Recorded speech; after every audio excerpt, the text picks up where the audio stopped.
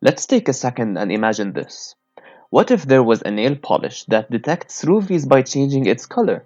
How would you respond to a product like this? Would you be happy a product like this exists? Or would you dislike the product as plenty of rape activists have disliked it?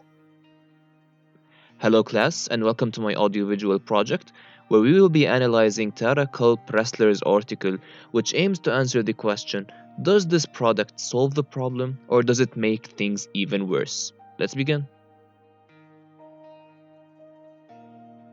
Today's presentation will be covering these 5 topics. We'll start off by talking about the author.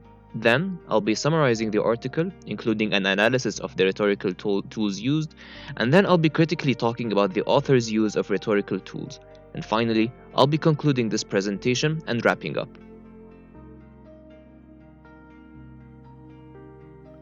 Tara Culp-Pressler is a journalist for Think Progress. She has previously worked for Faith in Public Life and Interfaith Voices. She graduated from the American University in Washington with a Bachelor of Arts in Communications, where she worked as an advocate for human rights.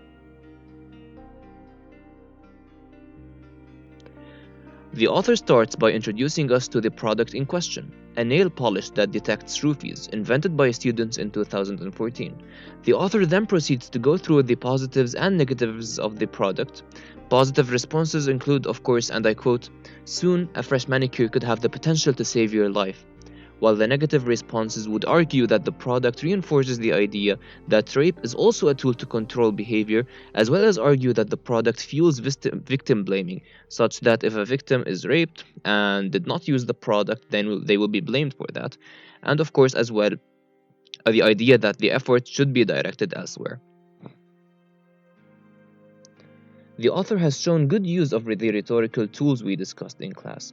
An example of this is sentential adverbs. The author would present a positive argument and then completely subvert your expectations by shattering the argument in a build and destroy fashion. The author also has shown a good use of pathos and ethos, going so far as to only include famous references and even swear in a formal article to establish emotional connection with the audience. And finally, the topic of criticism for today is the logos used. Even though the author has presented data and statistics that were properly cited, it still is flawed. Let me tell you why. As mentioned earlier, you would expect that the author's use of the logos is well-rounded given the citations and the statistics. The author even included credible references to back up her claims. However, let's look further. This is the study that was presented by Culp-Pressler, which claims that 11.1% of women undergrad students have been sexually assaulted, and of those, 2.4% suspect a roofie involved.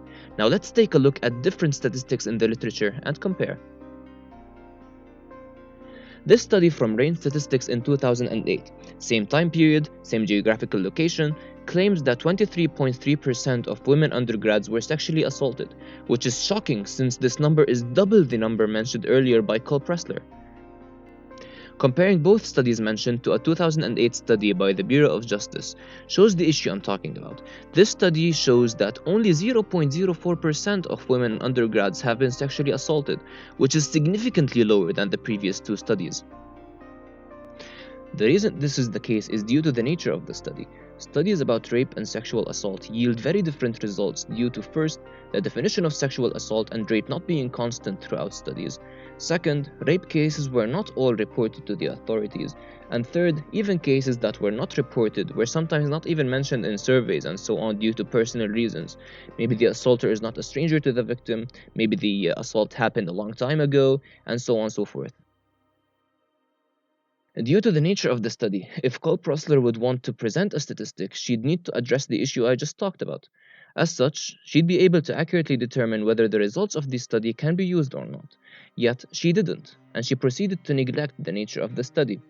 Further, the product was invented in 2014, and the study she provided dates 7 years earlier than that, even though there were studies that are available as of 2014. These 2 points I mentioned have weakened her logos in the article, and as such, not have the wanted effect on her audience. In this presentation, we talked about the product, including the argument that it could make things worse. We talked about Tara Culp-Pressler and the use of rhetorical tools in her article, And finally, we talked about the nature of rape studies and why, due to this nature, Cole Prosler's use of logos was flawed.